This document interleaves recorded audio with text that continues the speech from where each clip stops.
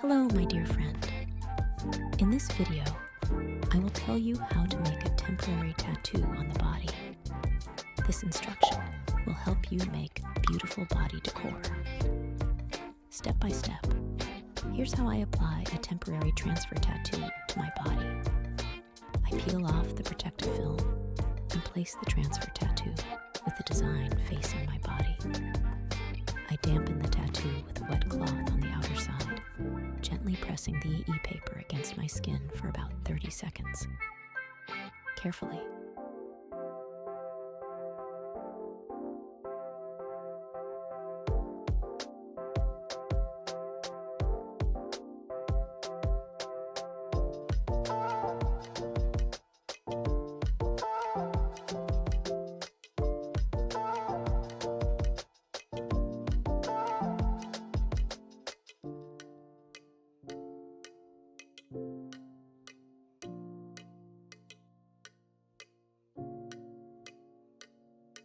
I remove the paper and enjoy my temporary tattoo.